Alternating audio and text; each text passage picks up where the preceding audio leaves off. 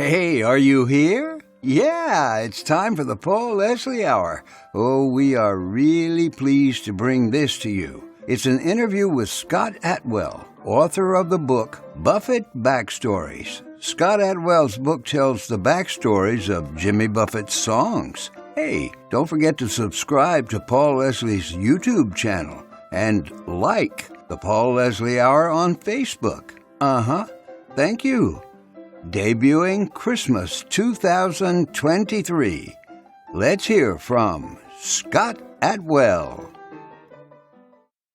Well, Scott Atwell, it's so good to be joined by you on this episode. And tell us, where are you joining us from at the moment? I'm in the Space Coast of Florida, Melbourne, Florida, where we moved a couple months ago after 4 years of returning to Key West. And my day job is working for the Florida Keys National Marine Sanctuary as communications manager. I'm going to continue doing that. So I've got my home office here in Melbourne, and I brought a lot of Key West with me, including over my shoulder is a picture of my grandfather, Albert Andrew Atwell, who was a charter boat captain.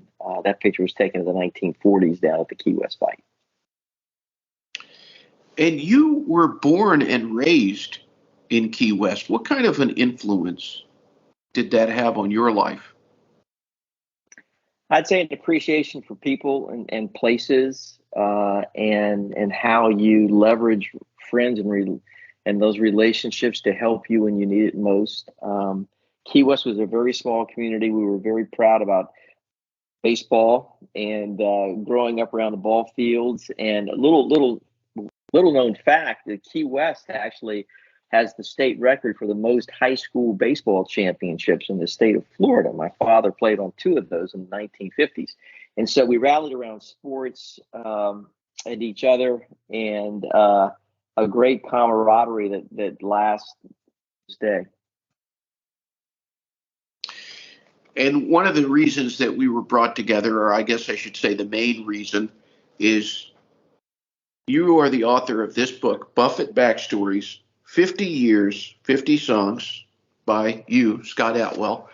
Tell us, when did you first become aware of this singer-songwriter, Jimmy Buffett? Well, Jimmy moved to Key West, or came to Key West for the first time, and that's a picture of him, if you could see it, just as he was. Maybe I'll just tweet this here. There he is. That's in November of 1971 at Jerry Jeff Walker's house in South Miami and Coconut Grove. And so shortly after that is when Jimmy came to the Keys.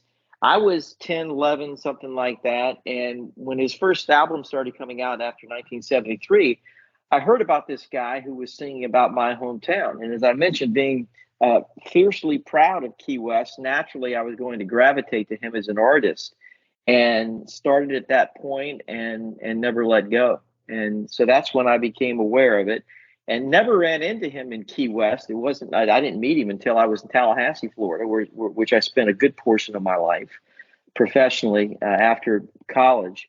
And but we were certainly walking the same streets at the same time in Key West in the 1970s. Was there something about his music or his songwriting that captured you? Well, it was authentic, right? That it was real. Not long ago, someone posted on a Florida Keys travel page that they were coming to the Keys for the first time and they wanted to visit Kokomo. Where can I find Kokomo? Which, of course, is the Beach Boys fantasy place, right? There is no Kokomo, right? But everything Jimmy Buffett was singing about was real. And the authenticity, I think, is what has drew me to him originally, because he was talking about places were right down the street.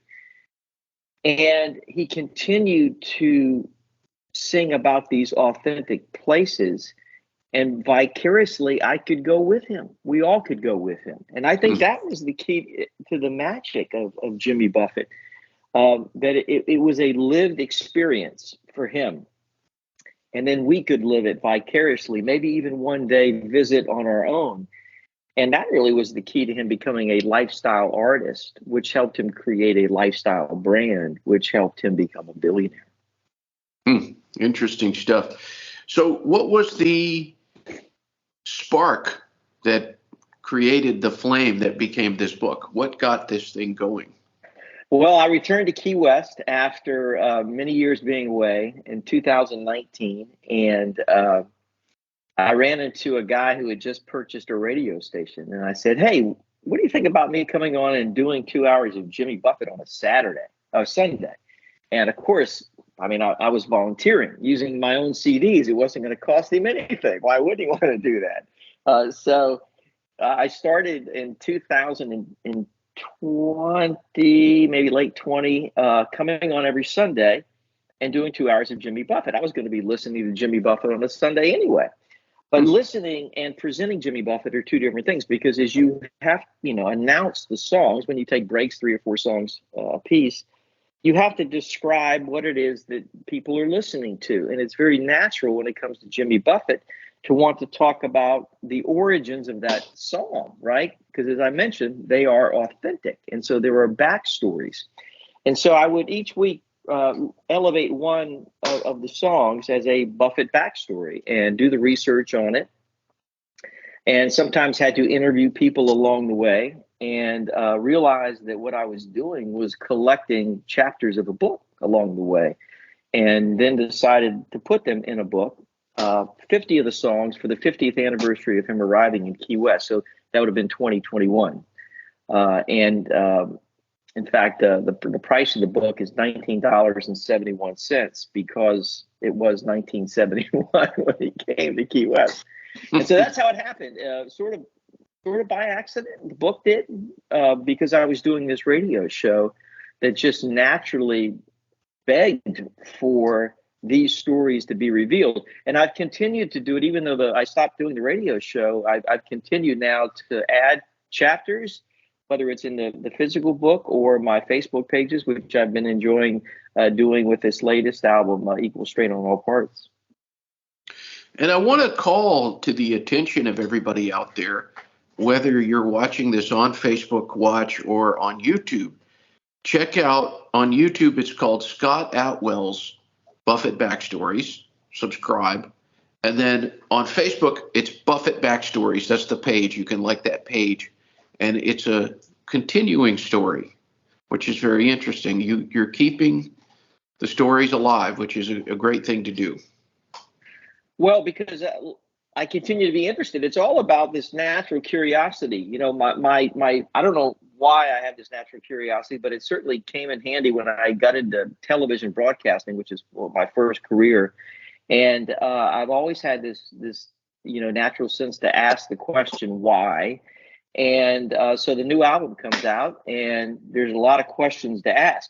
The interesting thing, Paul, and I'm a little embarrassed to say this, the things that I don't know, right? I'm a little ignorant sometimes. So this new album comes out. Let me just take one song, Johnny's Rum, okay, which is one of my favorite. And I had never heard in my life of Johnny Holiday before this album. I had never heard of Lenny Gallant, who was a co-writer. I had never heard of JoJo's Hamburgers in St. Bart's or Lorient Cemetery or Depa Rum.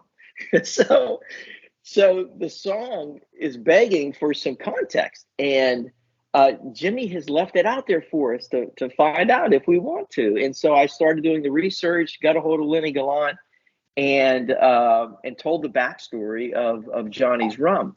And what I realized in doing this is that Jimmy has been doing this his entire career, right? He's been visiting places, meeting people, and sharing that experience with us for us to come along with him. So he has enriched my life simply by me trying to understand better what he is singing about. And the same thing with Tea Punch Cafe. I'm embarrassed to say I have never heard of Angelique Kidjo until that song, or Kassav, which was a band that Jimmy was familiar with, or Banky Banks. So I learn something every time a song comes out, and I just naturally want to know more about it. And once it gets in my brain, I have to put it out in some form, and it just so happens it was the written form in this case. But Scott, there's so many people that are right there along with you, and that's one of the rewarding things about Jimmy Buffett is that there's no shortage of things to wonder about. We don't have to stop wondering. I mean, there's just all these, you can go down all these different trails and continue to be fascinated with the fascinating. So that's great. Now, Scott, was there anything that you learned that was kind of a surprise as a result of writing Buffett Backstories that you thought, wow, I'm sure there were a lot of things you didn't know. Yeah, hold it up there. Yeah, because yours is you got the blurred background. So that's what it looks like now. Yeah, there you go. So was there anything that you learned that you thought, wow, that's really fascinating, and who knew? Well, I think we knew it, but I quantified it, and that is that he was so collaborative. I don't think I realized the extent to which he was collaborative, because when we think of Jimmy Buffett, we're thinking he's writing these songs, he's on a sailboat, he's sailing down, which he did, early on, and he would keep the notes and write the stories himself. But as time went on, he became a very collaborative artist. And so I actually did the math. I went down and checked off every song he's ever recorded and put them into one of three categories. He wrote it himself, he covered it, or he collaborated with someone on it. And over 50% of the songs are songs that are collaborative in nature. And I think that's what surprised me once I really saw it numerically and quantitatively and then qualitatively, talking to the people who've worked with him. Will Kimbrough, speaking to him for Bubbles Up, which is the new chapter in the book that I've added since Jimmy's passing and the new album, has a remarkable collaborative nature with Jimmy, and a lot of it was done at a distance, which was interesting to learn about and how they collaborated. But this is why I think Jimmy is so beloved by his colleagues in the music industry, because he was so giving in working with them. They love him, just as the Parrot Heads love him, because he was so collaborative and sharing. And that was probably something I didn't really know until I did the math. Now, the book, it has 50 songs, the backstories of each of them. 51 now. 51. 51 in the new the new edition. Book's on the way to you. Well, thank you, Scott. Now, I want you to think of all of those songs that you wrote about. Now, don't tell us what it is yet. Is there one song that you particularly love? You especially love this song that Buffett recorded or wrote. Do you have it? Backstory or the song? The song itself. Tell me when you have it in your mind. The song itself, it's a tough one, because it just depends what mood I'm in. Right. Sometimes I want the irreverent song. Sometimes I want the contemplative song. Sometimes I want just the beer drinking song. Okay. You got it? I guess. Okay. Now, Scott, would you like to sing a line from that song for all the people out there?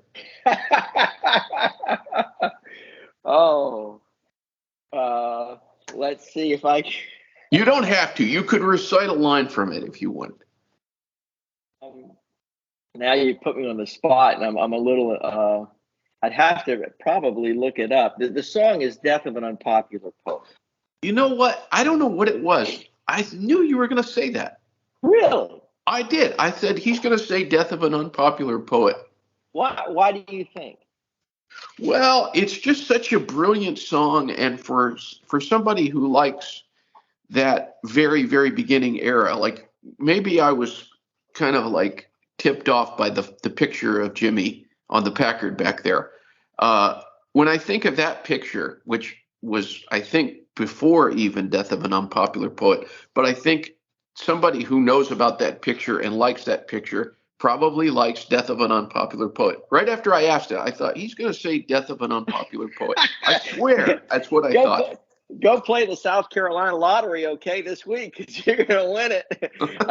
Yeah, that picture actually is tied intrinsically to Death of an Unpopular Poet because it's at Jerry Jeff Walker's house in Coconut Grove, and that's where Jimmy picked up a book of Kenneth Patchen poems that inspired the song. And it wasn't until many years later that he actually wrote the song. Kenneth Patchen passed away, and it was hearing that news on Walter Cronkite's broadcast on CBS that surprised Jimmy that a semi-obscure poet would have risen to that level of media attention upon his death.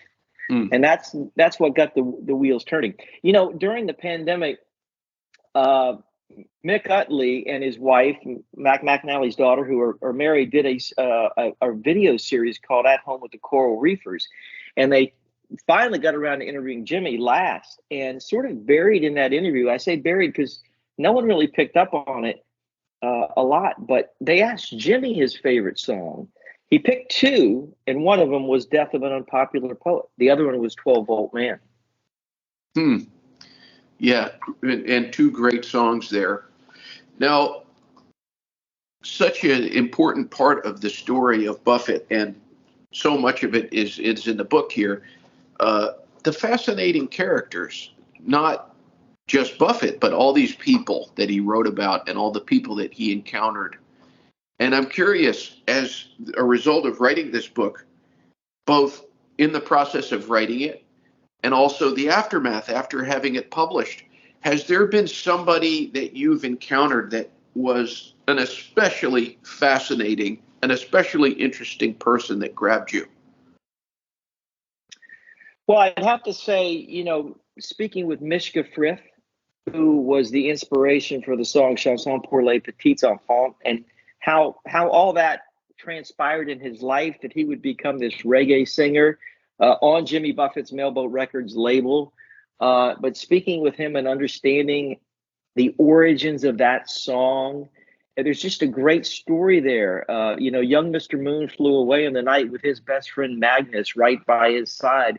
And I get to find out who Magnus is. You know, it's Mishka's best buddy down there as they're living on the boats in St. Bart's. And Magnus's dad was the guy who built all the boats. And all these people came from Bermuda on these boats that were named after constellations. I mean, that's just a remarkable story, and how Jimmy turned it into song, and how Mishka Frith ended up who he is today, right? That was a fun one. The finally getting hold of Don Rollins to talk about It's 5 o'clock somewhere was an interesting one to me. And I found Don Rollins to be an interesting character. There were two co-writers to 5 o'clock somewhere, Moose Brown and Don Rollins. And researching it for my radio show, I read an article about the writer asked Don Rollins, where did you come up with the phrase "It's 5 o'clock somewhere"? And he said, well, it was from a colleague of mine at the high school I was teaching at 3 o'clock every day when school got out. You know, he'd say, well, let's go get a beer. It's 5 o'clock somewhere. And they just left it at that. And my head wanted to explode, because I said, wait a second. You're burying the lead here. That's it. You're going to leave us with that. Well, who is that guy? I mean, that's the guy who's changed the American vernacular, and you're just going to leave it there? You know, I want to know, who is that guy? So I began trying to get a hold of Don Rollins, calling everywhere. Crickets. And I don't know how many weeks go by. I forget about it. One day my phone rings. It's Don Rollins. and so, you know, I'm able to find out who this guy is. And it turned out to be one of his fellow teachers. And he talked to me about how they went back and forth and had fun once the song became number one. And Jim Blackshear wanted his check in the mail, you know, for his participation. And so the next step, of course, was I need to talk to Jim Blackshear. I need to know who this guy is. He had died 5 years earlier, and so I looked up his obituary, and believe it or not, nothing mentioned in the obituary about 5 o'clock somewhere. If that guy had trademarked it, his family would be millionaires today. Yeah, you have an extremely inquiring mind. which I guess I kind of have that same thing where it's, I hear about what a lot of people would maybe think of as the footnote, and I think, like you said, no, that's the lead. That's the main story. Right. Now, Exactly. did you at all attempt to, when you were putting the book together, did you attempt to make it in any way official? Did you reach out to Buffett's management? Did you have any interactions with them? I didn't. I spoke to Ryan White, who, of course, wrote "Good Life All the Way," which is the Bible of Jimmy Buffett, and he never spoke to Jimmy himself. I think he may have tried to make it official. Buffett's people were sort of hands off, let him do whatever he wanted to do, but there was never an official connection made. So that made me believe that I probably wasn't gonna be able to connect with him either. My only hope was that I didn't, piss anybody off by doing the book. That's the last thing I wanted, and I think I've come to understand that the people in the universe have some sense of appreciation for what's been done. The truthfully, I wish Jimmy would have written the book. Right, that would have solved everything, because there would be no gaps in information.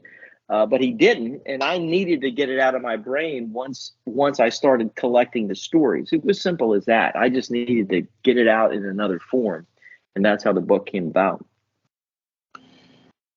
What does Jimmy Buffett mean to you? Wow, I met him only once, but I feel like he's a friend.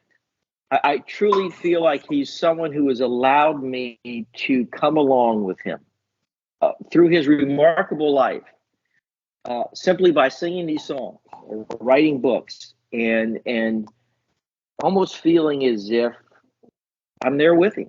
And I've been able to discover things I would never have known before, visited places I wouldn't have visited before, even if vicariously.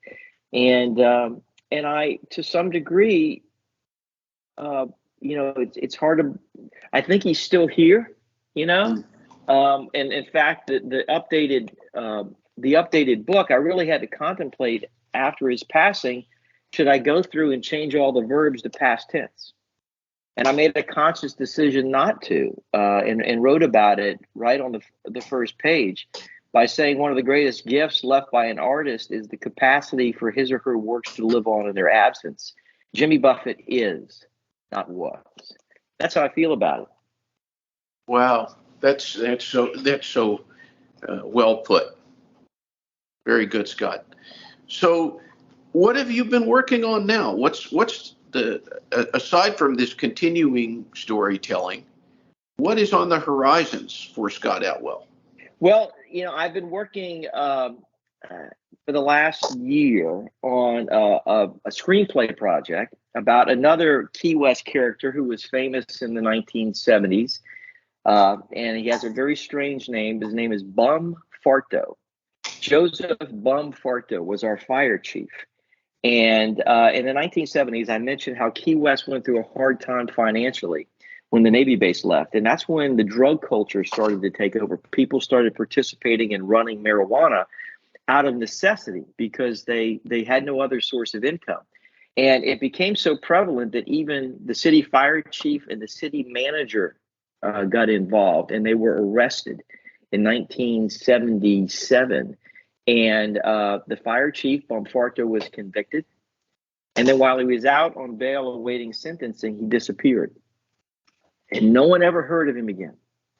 And so there are T-shirts for sale in Key West that say, where is Bumfarto? It's a famous line in Key West. And so my screenplay is about those exploits in the 1970s of the drug culture in Key West in the 70s and whatever happened to Bumfarto. And it could go one of two ways. Either he was taken out because he knew too much, or he turned evidence and the feds sent him down to Costa Rica. So that's what I'm working on, and hopefully one day it could wind up on a Netflix screen near you. Key West is just full of fascinating characters, isn't it? Oh, I'd say it was. Yeah. At least, today it's just a caricature of itself. But back in the 70s, those characters, they were real people. And it was a fascinating time to be there. I used to hound Bomfarto because he was so flamboyant. He believed in the occult, and so he dressed in red. Everything he wore was red, rose tinted glasses, and he was just a flamboyant character who, for a teenager like me, I was just mesmerized and used to just be all around him when he was at baseball games. And so I look forward to telling this story, even though I don't know exactly what happened. There's theories, but we don't know for sure. I hope that this does make it to Netflix or wherever, because what an irresistible story. Key West in the 1970s. It was Right. A special place. Special place. Now, one of my favorite things to ask about, did you have, when you were living there in Key West and when he was alive, did you know Captain Tony Terracino? I was in school with one of his daughters. His daughter, Toni, Toni, was in the same class as me. I can remember being in elementary school at Poinciana Elementary School with her. And then there's another daughter, Alicia, now Oropesa, who I mentioned in the book, who I'm friends with. But I don't know if I ever actually met Captain Tony. When he became mayor, he actually beat the incumbent mayor by the name of Tom Sawyer, who was my cousin. Tom's mother was an Atwell. So he and his mother and my father, they were half sister, half brother. Same dad, different mother. But I never met Captain Tony to my knowledge. It's possible, but I just don't remember. What is the best thing about being Scott Atwell? I think being curious, just like we talked about today. I think having a curious mind is helpful in so many ways. And I feel blessed that I wish I would have been more curious as a kid. As a kid growing up in Key West, I was pretty much focused on sports, and I was focused on girls and maybe a little bit of the water. That was it. No, I didn't let too much else in my brain. But today, I think I really appreciate curiosity and the roads that leads me down and to enrich, my life. But certainly, I would say that since I'm wearing this hat, the best part is being from Key West. Key West is my alpha. It'll be my omega. When I'm dead, I'm going to be buried in the Atwell plot there, and my kids can come visit on vacation. So being from Key West was a pretty special part about being Scott Atwell as well. Well, I always like to end my interviews. I like to just give the guest the floor. It's amazing to me how many people I've gotten to meet through this whole world of Jimmy Buffett. I mean, it's astonishing. And we just never know who's watching or listening. So what would you like to say to anybody who is tuned in with us? I want them to know the role that you played in this book, and my thanks to you, because you did a lot of the groundwork in the interviews that made it easy for me to start the research process, right? So I could look up various episodes to answer those questions for my radio show. And that really got the ball rolling. And truthfully, if that material wasn't there, I'm not sure that I would have had enough to answer these questions that I had. So my thanks to you. I think that the work that you have done now in the 970s is going to be something for the historical record. It's going to be important for people down the road. I got lucky enough, when Jimmy's Margaritaville was inducted into the Library of Congress earlier this year, I was asked to write the story to go along with it. Apparently that's something they do. And when I first got the email, I thought I was being punked. I thought, someone's messing with me here. Atwell's going to be in the Library of Congress, So I'm in that official record, and I think the work that you're doing is going to be in the official record for all time, and be very helpful, not just for the entertainment value, but for the historical record in years to come. So thank you. That's what I'd like the audience to know. Well, Scott, that's just incredibly kind. Thank you very much. And your support, it really, through the time I've known you, it's very much filled my heart up a lot. Thank you, Scott. All the words and your kindness is very appreciated. Well, thank you. I mean every word of it.